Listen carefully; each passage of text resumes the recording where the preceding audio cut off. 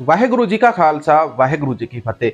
दोस्तों, पंजाब के अंदर सिख रहते हैं या भेड़ रहते हैं, ये भेड़ जानवर जो होता है वो रहते हैं। ये थंबनेल के ऊपर आपने देखा, टाइटल के अंदर पढ़ा, और ये जो बातें हैं ये सत्य हैं। और ये बातें कहाँ पर लिखी हैं, किसने बताई है, ये सारा कुछ इस वीडियो के अंदर आपको जानने को मिलेगा। वीडियो को शुरू से लेकर अंत तक देखना। देखो, पंजाब के अंदर मैं आपको कुछ बातें बता देता हूँ कि पंजाब के अंदर जब राष्ट्रगान गाया गया था परसों किसी अफसर के द्वारा, किसी एमएलए के द्वारा, तो उसने पंजाब की कितनी बेइज्जती कराई थी। और इसी प्रकार से हमारा संत समाज है, जिसको आता जाता तो कुछ नहीं, लेकिन वो सोशल मीडिया के ऊपर स्टार बने हुए हैं कि उन्होंने ही पूरी कायनात को रोका हुआ है। आज उन्हीं की भक्ति के कारण जो पंजाब है वो आगे बढ़ रहा है। लेकिन ऐसे के अंदर आप जब ये चीजें सुनोगे तो आपका जो दिल है वो दहल उठेगा। 1984 की घटनाएं थी कि 1984 के अंदर किस प्रकार से पुलिस ने सड़क के ऊपर शरेआम नौजवान को गोली मार दी, और सामने गुरुद्वारा है, गुरुद्वारे के गेट के सामने वहां पर संगत हाथ के अंदर प्रसाद लेकर आ रही है, प्रसाद चखती हुई खाती हुई आ रही है, लेकिन किसी के अंदर इतनी गैरत नहीं कि उस लड़के को उठाए और पुलिस वालों से पूछे कि उसको गोली क्यों मारी। वो नौजवान भी तो गुरुद्वारे से ही आया होगा। अब आप ये जो जितना भी वीडियो है यहाँ पर मैं आपको सुनाने वाला हूँ, इस वीडियो को ध्यान से सुनो। ਜੇ ਸਿੱਖੀ ਹੁੰਦੀ ਤਾਂ ਪੂਰੇ ਪਿੰਡ ਦੇ ਸਾਹਮਣੇ ਕਿਸੇ ਨਿਰਦੋਸ਼ ਬੱਚੇ ਨੂੰ ਉਸਦੇ ਮਾਤਾ ਪਿਤਾ ਤੇ ਭੈਣਾਂ ਭਰਾਵਾਂ ਦੇ ਸਾਹਮਣੇ ਵਿਲਕਦਿਆਂ ਕੋਲੋਂ ਪੁਲਿਸ ਦੇ ਬੁੱਚੜ ਅਫਸਰ ਚੁੱਕ ਕੇ ਨਾ ਲੈ ਜਾਂਦੇ। ਹੱਦ ਹੋ ਗਈ, ਕੋਈ ਸਿੱਖ ਕੁਸਕਿਆ ਤੱਕ ਨਹੀਂ। ਗੁਰੂ ਨਾਨਕ ਮਿਸ਼ਨ ਚੌਂਕ ਜਲੰਧਰ ਦੇ ਗੁਰਦੁਆਰੇ ਵਿੱਚ ਸਵੇਰੇ ਪੌਣੇ 8 ਵਜੇ ਭੋਗ ਪਿਆ, ਅਰਦਾਸ ਹੋਈ, ਪ੍ਰਸ਼ਾਦ ਵਰਤਾਇਆ ਗਿਆ। ਹੱਥਾਂ ਵਿੱਚ ਪ੍ਰਸ਼ਾਦ ਸਾਂਭਿਆ, ਸੰਗਤ ਨਹੀਂ ਭੇਡਾਂ ਦਾ ਇੱਜੜ ਗੁਰਦੁਆਰਿਓਂ ਬਾਹਰ ਨਿਕਲਿਆ ਤਾਂ ਉਦੋਂ ਹੀ ਪੁਲਿਸ ਨੇ 19-20 ਸਾਲ ਦੇ ਇੱਕ ਸਿੱਖ ਨੌਜਵਾਨ ਦੀ ਹਿੱਕ ਵਿੱਚ ਗੋਲੀਆਂ ਮਾਰੀਆਂ। ਨੌਜਵਾਨ ਸੜਕ ਵਿੱਚ ਡਿੱਗਿਆ, ਤੜਫਦਾ ਰਿਹਾ। ਸਾਰੀਆਂ ਭੇਡਾਂ ਉਹਦੇ ਵੱਲ ਵੇਂਦੀਆਂ ਕੋਲੋਂ ਲੰਘ ਕੇ ਘਰਾਂ ਨੂੰ ਚਲੀਆਂ ਗਈਆਂ। ਉਹਨਾਂ ਵਿੱਚ 80-80 ਸਾਲ ਦੇ ਬੁੱਢੇ ਭੇਡੂ ਵੀ ਸਨ ਤੇ ਇੰਨੀ ਉਮਰ ਦੀਆਂ ਬੁੱਢੀਆਂ ਭੇਡਾਂ ਵੀ ਸਨ। ਜੇ ਉਹ ਭੇਡਾਂ ਹੌਸਲਾ ਕਰਕੇ ਉਸ ਤੜਫਦੇ ਨੌਜਵਾਨ ਕੋਲ ਜਾਂਦੀਆਂ, ਉਸ ਮਰਦੇ ਦੇ ਮੂੰਹ ਵਿੱਚ ਪਾਣੀ ਪਾਉਂਦੀਆਂ, ਤਾਂ ਕਿਸੇ ਪੁਲਿਸ ਵਾਲੇ ਦੀ ਉਹਨਾਂ ਨੂੰ ਰੋਕਣ ਦੀ ਹਿੰਮਤ ਨਾ ਹੁੰਦੀ। ਉਹ ਭੇਡਾਂ ਇਸ ਤੋਂ ਥੋੜਾ ਹੋਰ ਅੱਗੇ ਜਾ ਸਕਦੀਆਂ ਸਨ, ਪੁਲਿਸ ਵਾਲਿਆਂ ਨੂੰ ਵੀ ਪੁੱਛ ਸਕਦੀਆਂ ਸਨ, ਇਸ ਨੂੰ ਕਿਉਂ ਮਾਰਿਆ ਜੀ। ਬੁੱਢੀਆਂ ਭੇਡਾਂ ਦੇ ਨਾਲ ਅੱਧ ਖੜ ਉਮਰ ਦੀਆਂ ਭੇਡਾਂ ਹੋਰ ਹਿੰਮਤ ਕਰਦੀਆਂ ਤਾਂ ਸੜਕ ਵਿੱਚ ਚੌਂਕੜਾ ਮਾਰ ਕੇ ਸਤਨਾਮ ਵਾਹਿਗੁਰੂ ਦਾ ਜਾਪ ਕਰਦੀਆਂ ਜਾਮ ਲਾ ਸਕਦੀਆਂ ਸਨ। ਜੇ ਇਸ ਤਰ੍ਹਾਂ ਦਾ ਇੱਕ ਇਕੱਠ ਵੀ ਸ਼ਹਿਰ ਦੇ ਐਨ ਵਿਚਕਾਰ ਇਸ ਚੁਰਾਹੇ ਵਿੱਚ ਹੋ ਜਾਂਦਾ ਤਾਂ ਜਿੱਥੇ ਜ਼ੁਲਮ ਕਰਨ ਵਾਲਿਆਂ ਦਾ ਹੌਸਲਾ ਢਹਿੰਦਾ, ਉੱਥੇ ਮਜ਼ਲੂਮਾਂ ਦਾ ਹੌਸਲਾ ਵੱਧਦਾ। ਕਿਸੇ ਬਦੋਸ਼ੇ ਨੂੰ ਮਾਰ ਦੇਣਾ, ਉਹ ਵੀ ਨਿਹੱਥੇ ਨੂੰ। ਜੇ ਸਿੱਖ ਸੰਗਤਾਂ ਇਹੋ ਜਿਹੀਆਂ ਘਟਨਾਵਾਂ ਦਾ ਵੀ ਨੋਟਿਸ ਨਹੀਂ ਲੈਂਦੀਆਂ ਜਿੱਥੇ ਉਹਨਾਂ ਦੀ ਨਸਲਕੁਸ਼ੀ ਹੋ ਰਹੀ ਹੋਵੇ, ਤਾਂ ਫਿਰ ਇਹ ਪਖੰਡੀ ਸਾਧ ਸੰਗਤ ਕੰਨ ਰਸਤੀ ਮਾਰੀ ਹੋਈ ਹੀ ਗੁਰਦੁਆਰੇ ਜਾਂਦੀ ਹੈ। ਇਹ ਸੰਗਤ ਨਹੀਂ, ਇਹ ਭੇਡਾਂ ਦਾ ਇੱਜੜ ਹੈ।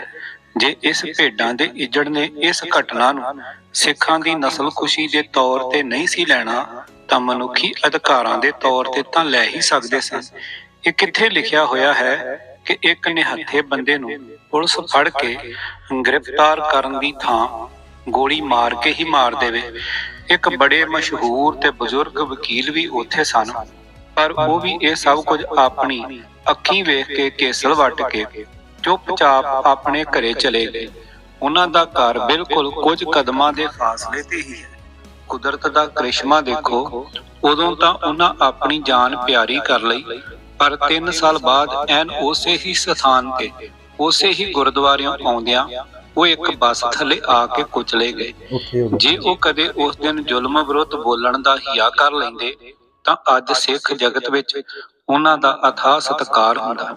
ਇੱਧਰ ਸ਼ਾਮ ਦੀਆਂ ਪੈਰਾਂ ਰੈਲਾਂ ਰਲਣ ਲੱਗ ਪੈਂਦੀਆਂ, ਛਾਪੇ ਮਾਰ ਕੇ ਫੜੇ ਹੋਏ ਸਿੰਘਾਂ ਤੇ ਸਿੰਘਣੀਆਂ ਨੂੰ ਥਾਣੇ ਅੰਦਰ ਪੁੱਛਗਿੱਛ ਦੀਆਂ ਤਿਆਰੀਆਂ ਸ਼ੁਰੂ ਹੋ ਜਾਂਦੀਆਂ ਤੇ ਉਧਰ ਗੁਰਦੁਆਰੇ ਦੇ ਲਾਊਡ ਸਪੀਕਰ ਦੀ ਆਵਾਜ਼ ਗੂੰਜਦੀ, ਵਾਹਿਗੁਰੂ ਜੀ ਕਾ ਖਾਲਸਾ ਵਾਹਿਗੁਰੂ ਜੀ ਕੀ ਫਤਿਹ। फिर पाठ शुरू हो जाता। अव्वल अल्लाह नूर उपाया, कुदरत के सब बंदे, एक नूर ते सब जग उपजिया, कौन भले को मंदे।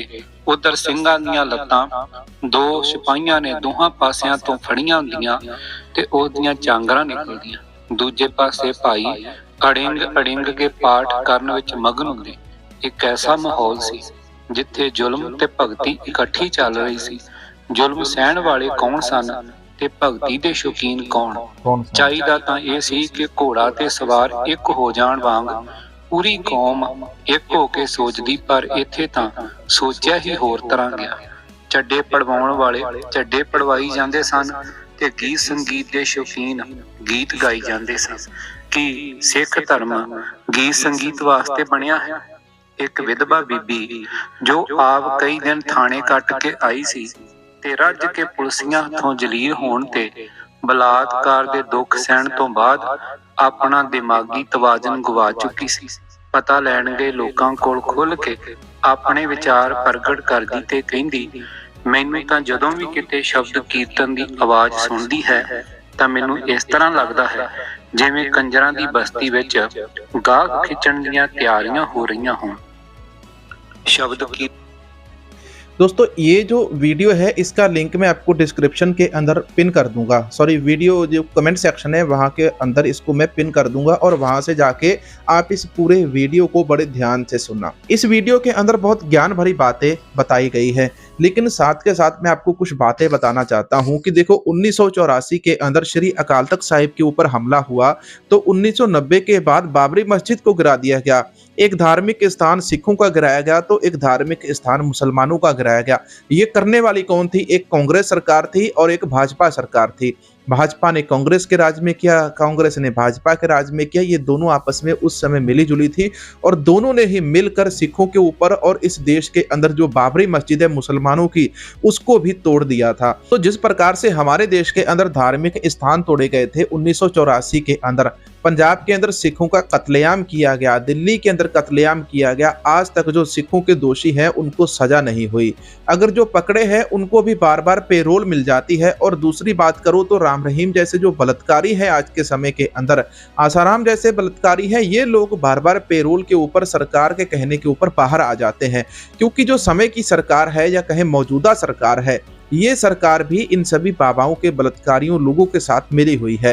हमारे देश के अंदर आप लोग देख लो कि जिस प्रकार से बंगाल के अंदर एक डॉक्टरनी के साथ, एक नर्स के साथ बलात्कार हुआ, उसका किस प्रकार से हमने देखा कि बहुत बुरे हालात वहां पर हो चुके हैं और उसको न्याय तक नहीं मिल रहा। डॉक्टर हड़ताल के ऊपर बैठे हैं। लेकिन हमारे देश की जो घटिया सरकार है, ये बलात्कारी बाबाओं को पार्लियामेंट के अंदर बिठाती है, तो ये जेल के अंदर दोस्तों कैसे लेकर जाएगी, ये आपको सोचना है। आप लोगों ने फिर से इन लोगों को मौका दिया है। इन लोगों से आप क्या उम्मीद रखते हो? ये आप लोगों को कुछ नहीं देने वाले, ये आपको बलात्कार और बलात्कारी ही देने वाले हैं, क्योंकि ये लोग जो बलात्कारी बाबा है, जो बलात्कारी ढोंगी हैं, जिनको जेल के अंदर होना चाहिए, उनको पार्लियामेंट के अंदर लेकर आ रहे हैं, उनसे वोट मांग रहे हैं। तो ऐसे के अंदर इन लोगों का आप लोगों को साथ छोड़ना पड़ेगा। पंजाब के अंदर पंजाब के लोगों के ऊपर जो तशद्दुद हुआ था वो मैंने आपको यहाँ पर वीडियो के अंदर बताया कि पंजाब के अंदर एक नौजवान को गोली मार दी गई, पुलिस ने मारी, पुलिस से सवाल करने वाला कोई नहीं था। ह्यूमन राइट्स की अगर बात करते थे भाई जसवंत सिंह खालड़ा, तो उनको भी पुलिस के द्वारा मार दिया गया। जथेदार सरदार गुरुदेव सिंह कौंके जी जो बात करते थे, स्टैंड लेते थे सिख कौम के लिए, उनको भी को कर मारा गया। तो किस प्रकार से सिखों के ऊपर इस देश के अंदर कत्लेआम और टॉर्चर किया गया है, ये सिखों को सोचना चाहिए कि क्या तुमने इसी देश का सपना कभी लिया था? क्या इसी देश के अंदर हम रहने की सोचते थे कि हम आज़ाद होंगे अंग्रेजों से? तो इन जो काले अंग्रेज ये हैं, गोरे अंग्रेजों से हम आज़ाद हो गए, तो क्या हम इन काले अंग्रेजों के गुलाम बनकर रहेंगे? नहीं, अपना एक स्टैंड रखो, अपने ईमानदार लीडर पैदा करो। ईमानदार लीडर तब पैदा होंगे जब अपने गरीब लोगों की तुम बाँ पकड़ोगे, अपने गरीब लोगों को सपोर्ट करोगे। गरीब लोगों को सपोर्ट करोगे, देश विदेश में आप लोग रहते हो, अपने गरीबों की आप मदद नहीं करोगे तो कोई फायदा नहीं आपकी अमीरी का भी और अपने आप को सिख कहलाने का। अपना आप सिख तभी होंगे जब आप अपने सिख भाइयों की मदद करेंगे। तो दोस्तों ये वो वीडियो था। मिलेंगे ऐसे ही किसी नए वीडियो के अंदर। वाहेगुरु जी का खालसा, वाहेगुरु जी की फतेह।